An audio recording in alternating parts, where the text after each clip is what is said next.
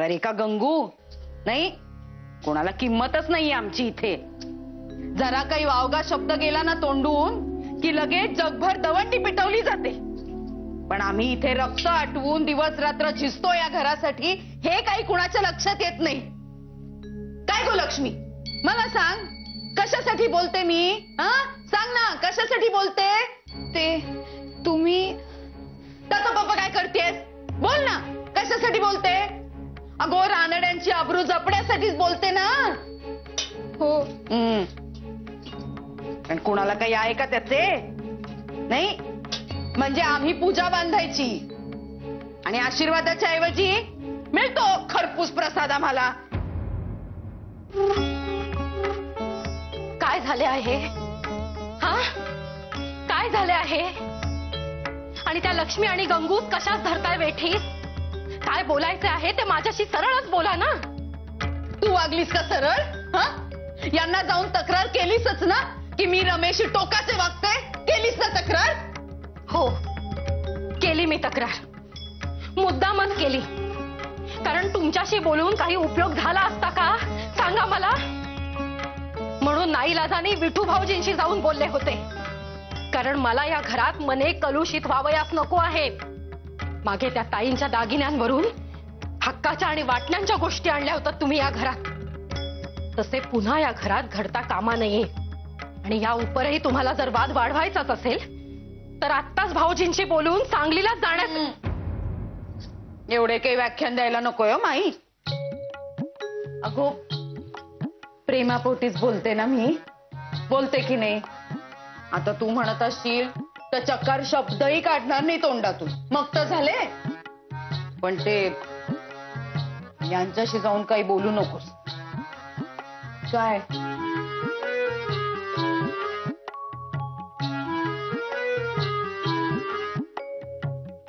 सखू, रमाताईला हे ताट नेऊन दे. ये इथे.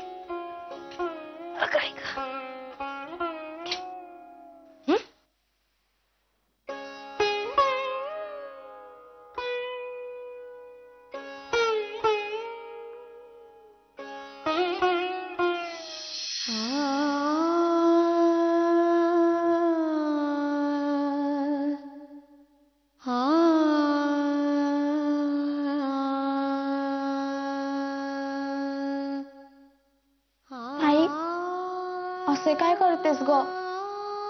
तू जेवत नाहीस, सारखी रडत असतेस. ते पाहून मला अगदी कसेच होते ग. माझा 2 घास तरी खाऊन घे ना.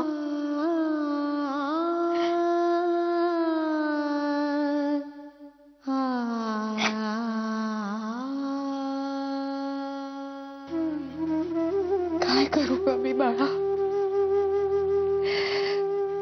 नाही मन लागत कशात. नाही लागत. ताई, नको ना असे करूस. ही पेटी घेऊन जा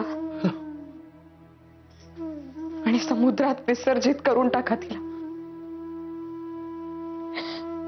मुद्दाम नाही करत ग मी बाळा. अगो, पण तुझ्या दादांशिवाय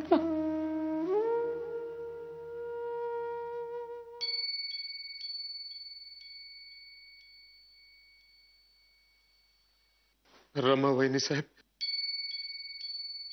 आत येऊ का? या.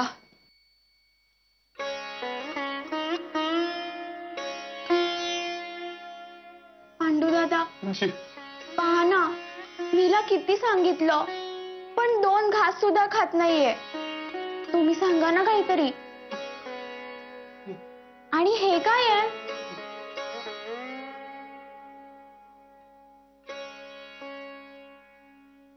हेच देण्याकरता आलो होतो. तुम्ही समुद्रात टाकून दे म्हणून सांगितलं होतं, पण मी नाही टाकली. हवं तर तुमच्या जोड्याने मला मारा, झोडा. तर या दुःखातून बाहेर या वहिनी साहेब, बाहेर या.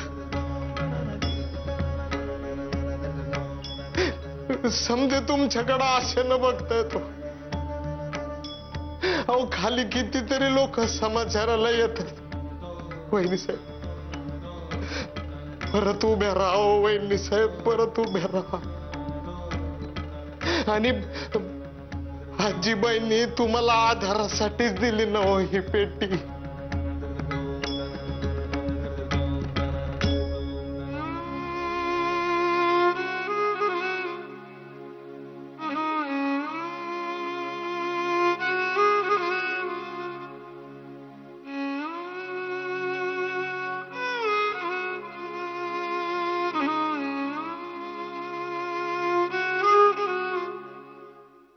ताई जेवून घेतेस ना?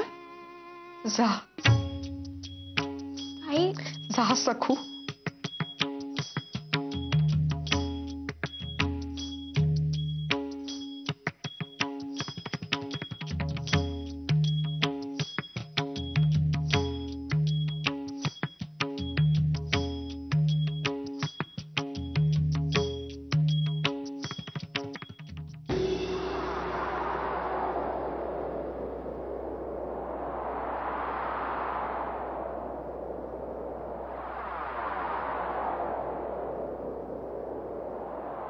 आमचे म्हणणे असे की एवढी सारी मायेची माणसे असून देखील रमाबाईंच आज एकटे वाटते आहे. होय, पण मग कशावरून?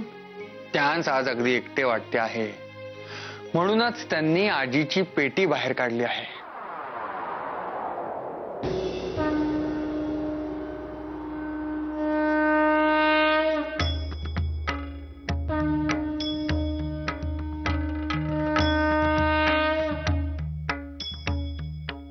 आणि आजी, काल तुम्ही मला शंखाबद्दल सांगणार होतात ना? होय गे होय. तेवढ्यात तुझी ती मास्तरीण आली आणि गोष्ट तिथेच थांबली. शंख म्हटला रमे की मला माझे माहेर आठवते बघ. माहेर कोकणातली, समुद्राच्या कुशी. शंख कानाला लावला म्हणजे समुद्राची गाज ऐकू येते. असे वाटते अथांग सागराची सोबत आहे आपल्यात. आमचे हे पूजा करताना शंखनाद करीत असत. जगातल्या सर्व वाईट शक्तींना हा नाद सांगतो, सावध व्हा, तुमचा नायनाट करण्यासाठी सत्यवृत्ती येत आहेत.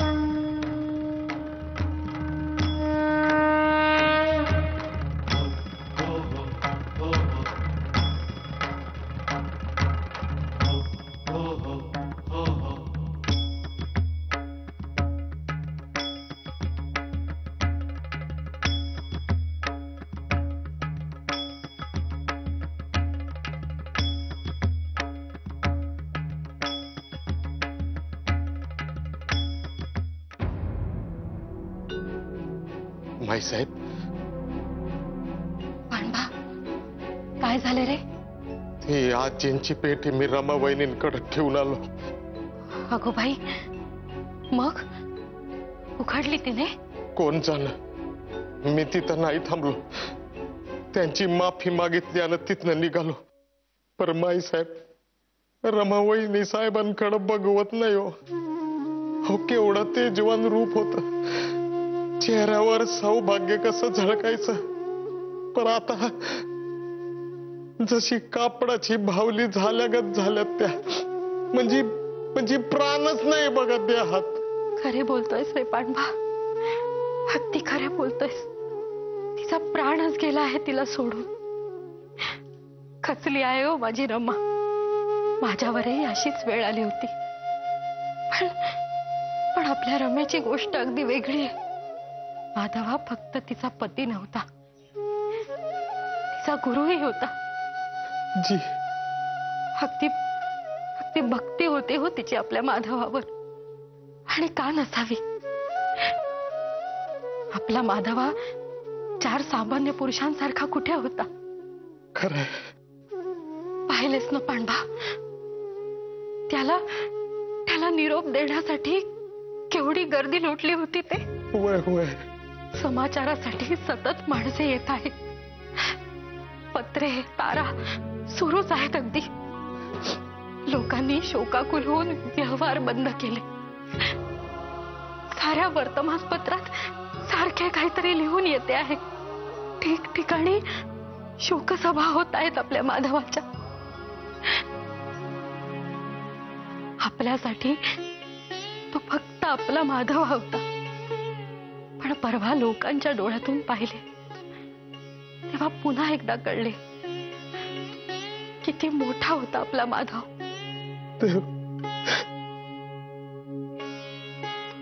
पांडवा, एवढ्या मोठ्या पुरुषाची पत्नी असणे सोपे नसते रे. पण आपल्या रमेने सारे काही नीटसपणे निभावले, अगदी जबाबदारीने सांभाळले सगळे. आणि तिचा जीवच या जगातून गेलाय म्हटल्यावर अगदी एकटी पडली ती. नाही पांडवा, तिला आधार देण्या एवढे बळ माझ्यात नाही रे, आपल्या कोणाच्यातच नाही. म्हणून मला त्या आईच्या पेटीची आठवण झाली. आई म्हणाली होती, जेव्हा खूप एकटे वाटेल तेव्हा उघडती पेटी. पण ती ही वेळ असेल असे वाटले नव्हते रे. त्यासाठी ही वेळ नको होती या वयात.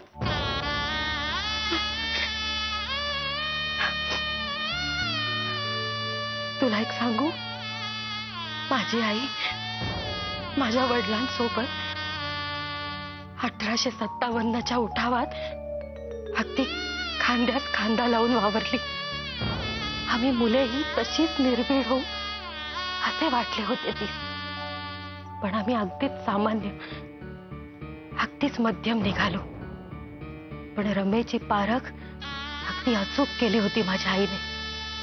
बघ ना, म्हणून तर इतक्या वर्षांनी ज्या गोष्टीची गरज तीस लागणार आहे ती गोष्ट केव्हाच देऊन गेली माझी आई. पांडू काका, पांडू काका. हा जी. अगं बाई, पांडवा काहीतरी बिनसलेले दिसते. जा लवकर जाऊन ये. आलो आलो.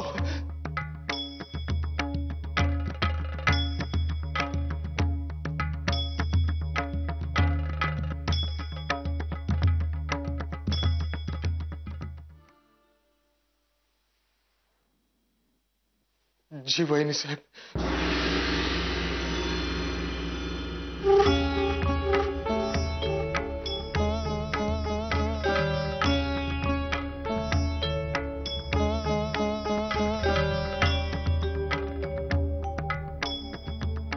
का काय इतकी जपून ठेवली ती पेटी?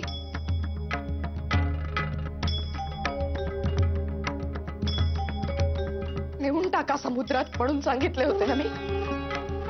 बजावून सांगितले होते, पण उभी घरात ठेवली ती पेटी.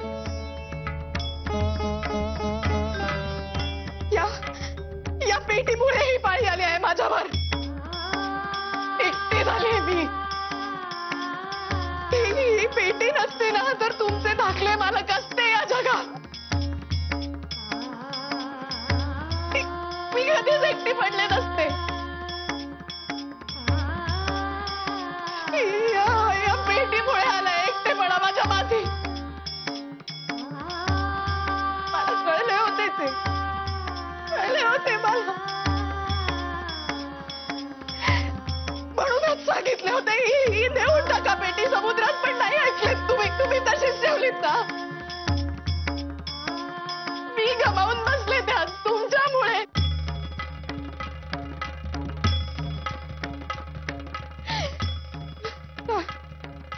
निघून जा ताबडतोब पांडू काका, निघून जा. आणि आता मी मरेपर्यंत माझ्या समोर येऊ नका कधी.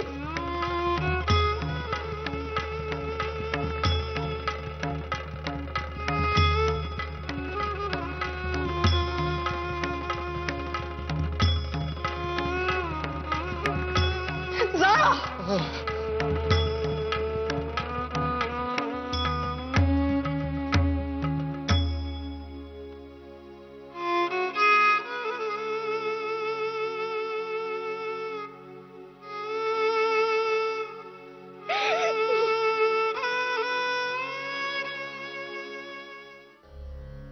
पांडू,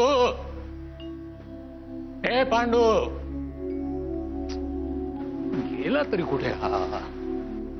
पांडवा, ए पांडवा, छे, कधीपासून हाक मारतोय मी याला, हे गेलाय.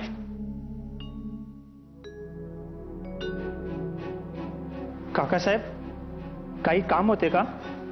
अरे हा पांडू कुठे आहे? गेले 2 दिवस पाहतोय मी त्याच हाक मारली की दुसरा कोणीतरी पुढे येतो. गावी गेला आहे का? नाही, निजलाय तो. निजलाय? अरे ही काय निजायची वेळ आहे? आणि तूही मला तोंड वर करून सांगतोयस ते? नाही काकासाहेब, त्या दिवशी रमावहिनी साहेब त्यास खूप बोलल्या. तुझे तोंडही पाहणार नाही असे म्हणाल्या. त्या दिवसापासून हंतरून धरले आहे, अन्न पाणी टाकले आहे, ताप भरला आहे त्याला. शिव शिव शिव, एवढे काय बोलली ही रमा त्यास?